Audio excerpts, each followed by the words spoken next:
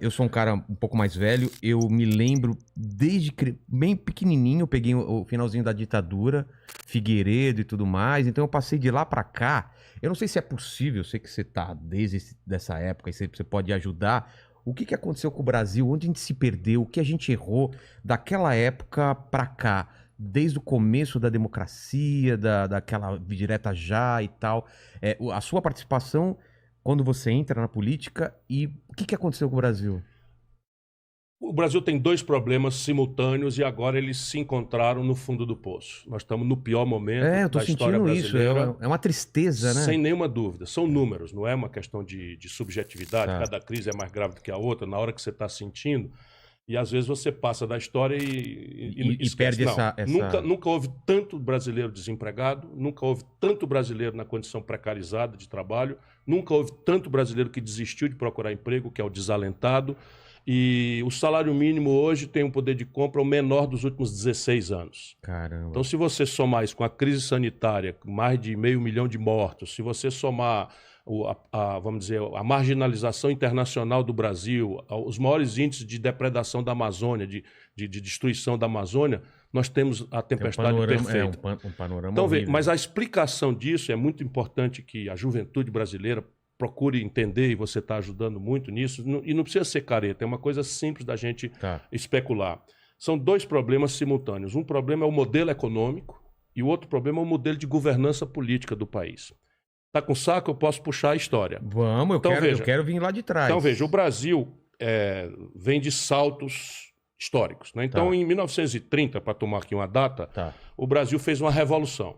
Nessa revolução havia uma pretensão que era mudar a história econômica do país e o modelo de governança política. Então se montou um esquema econômico que era, nós não vamos mais ser um país de produção de café, cana-de-açúcar, leite, carne e tal, e vamos agora ser um país industrial, que era a grande modernidade dos anos 30 e tal. Então esse era o modelo econômico. E o modelo de governança política precisava derrotar as oligarquias que tinham sucedido a escravidão e que faziam a tal política do café com leite. Café com leite. Que era um paulista, um mineiro. Um paulista, um mineiro e o voto a bico de pena, não tinha voto secreto, a mulher não votava. Então, essa revolução pretende fundar o Brasil moderno. E ela organiza esse modelo de governança política e esse modelo econômico. De alguma forma, com muitos defeitos, funcionou. O Brasil, entre 1930 e 1980, que foi esse projeto, né, a governança política foi mudando, mas o projeto econômico é o mesmo. Então, a ideia de industrializar o Brasil, substituir importações, tudo que a gente trazia do estrangeiro. Como foi feito esse... Então, a ideia era o seguinte, eles fizeram um mapa, né? Eu vou te dar um livro que explica basicamente que é dedicado à juventude brasileira. Então, tudo que o Brasil comprava do estrangeiro com grande volume, era um mapa onde a gente ia tentar fazer nascer uma indústria nacional brasileira. Óbvio, se eu tenho um mercado que compra 1 milhão de enxadas, enxada mesmo, de agricultor, era tudo artesanato. Nós não tínhamos indústria metal-mecânica, não tínhamos aço no Brasil. Então, vamos fazer o seguinte, nós estamos consumindo 1 milhão de enxada por ano, então vamos fazer uma indústria de enxada no Brasil que produza 2 milhões. Com esse 1 milhão a gente para de comprar do estrangeiro e passa a comprar daqui de dentro, gerando emprego para o nosso povo, salário aqui dentro. E o outro 1 milhão nós vamos vender para fora. E aí por aí nós vamos enriquecer. Essa era a ideia. Então, substituição de importação. Tudo que eu comprava do estrangeiro, pneu, eu ia ter peça, tudo. O Brasil está voltando a... É importante recuperar isso, porque o problema de hoje está voltando a isso. A gente vende estamos comprando tudo de fora. A gente vem tudo de fora. Tudo. Então, na época, era tudo mesmo. Né? Então, eles decidiram fazer. E aí começa o problema, as contradições. Quem paga esse negócio aí? Isso é num tempo que os políticos não tinham essa mania de brincar de Deus e andar mentindo de forma absolutamente despudorada, como vem acontecendo mais modernamente no Brasil. A política virou uma grande mentira, salvo muito poucas exceções. Então a ideia é a seguinte, quem paga esse treco aí? No mundo, você tem um conflito político, que quem paga é o sistema de impostos, em que você cobra um pouco mais de quem pode pagar mais, um pouco menos de quem pode pagar menos, e fecha uma conta e o dinheiro para financiar o desenvolvimento vem daí. Esse conflito no Brasil nós nunca resolvemos, nem lá, nem depois, nem hoje. Então tem um conflito grave e aí alimentou-se a ilusão de que nós íamos ser salvos da incapacidade de produzir nosso próprio dinheiro, nossa própria poupança, que era um problema político, resolvemos fundar dívida. Então tá bom, nós não vamos fazer o conflito político, mas vamos tomar dinheiro emprestado lá fora. Na época, A dívida externa era barata. Essa decisão foi unilateral. Assim, Foi dos vitoriosos da Revolução de 30 e da sequência dos que praticaram, que esse mesmo modelo veio até a ditadura, que é em 80, quando acaba, e isso explica a crise de hoje. Por isso que é bom a gente fazer essa... FMI, que a gente devia... Tudo isso tem a ver com isso aqui que eu estou lhe explicando. Tá bom. Então nós resolvemos tomar dinheiro emprestado. Na época não era uma loucura completa, por quê? Porque o dinheiro lá fora era muito barato.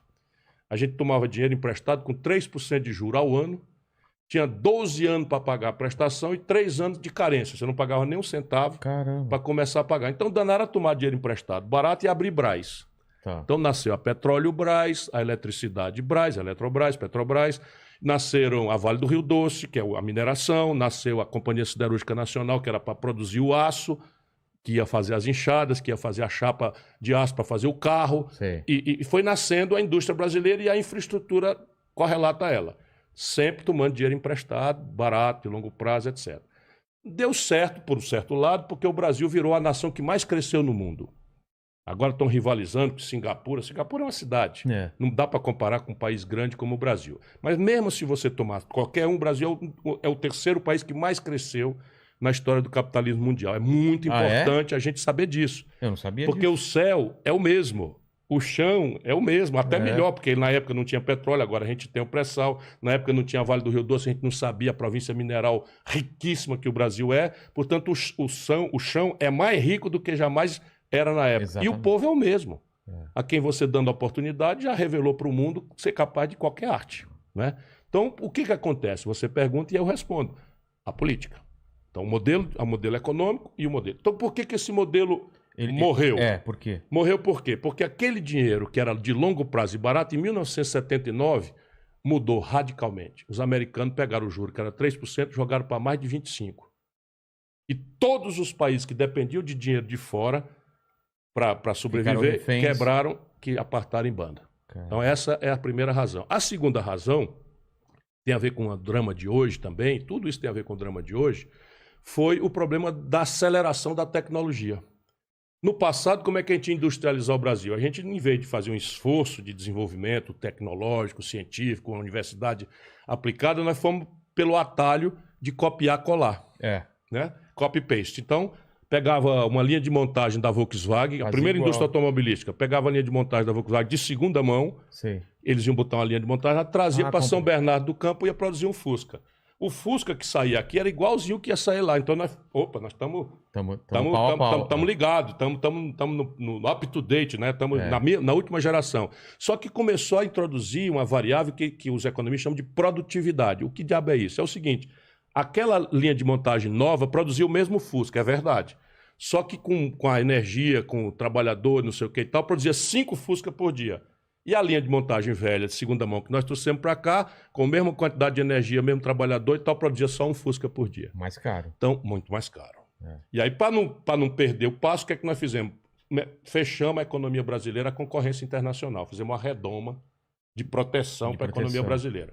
Aí dançou o país, porque os juros, que era barato, estourou e a tecnologia acelerou e começou a tomar uma centralidade absolutamente grave. Porque ninguém... Estou vendo aqui no seu cenário uma máquina de escrever... Não, o que mudava de 10 em 10 anos agora é meses. As gerações tecnológicas se sucediam com 10, 15 anos, agora passa a ser dias. Em matéria de nanotecnologia, biotecnologia, engenharia genética, tudo. Nós estamos numa evolução. Não consegue acompanhar. O 5G vai ser uma revolução. Com certeza. Que o Starlink do Elon Musk. Isso, tudo que vai isso ter internet para todo mundo. Violento demais. E a elite política não viu.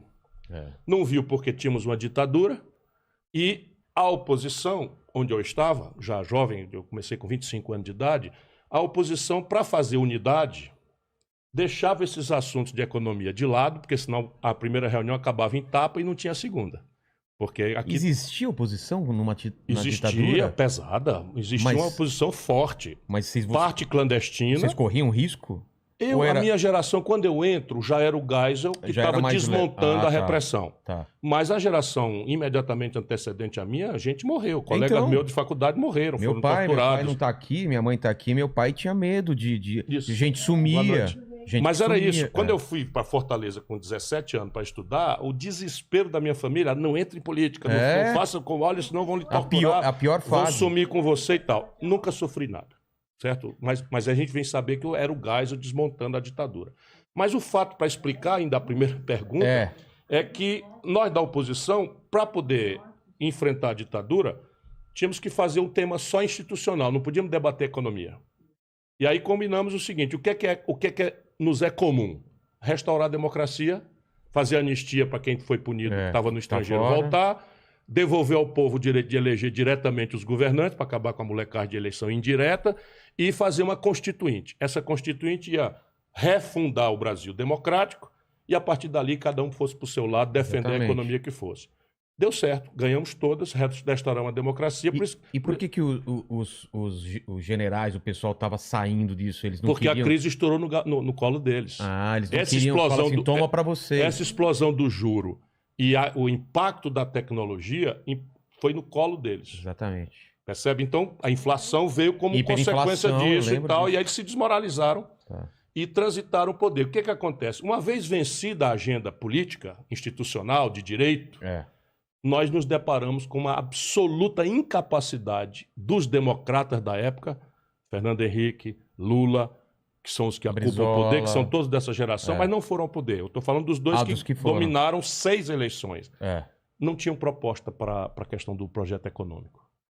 E no mundo veio a onda neoliberal, que nasce na Europa como uma resposta, vamos dizer, da Europa à chegada da China, do Vietnã, do Japão, de Singapura, da Malásia, que vem com um produto industrial dramaticamente moderno, avançadíssimo, sem o custo do estado de bem-estar social europeu. Que aí o produto europeu começa a perder a competição. Qual foi a sacada desses países com esse neoliberalismo de fazer a indústria ela ficar mais moderna e crescer? Isto não foi uma opção neoliberal, isso foi uma opção oposta.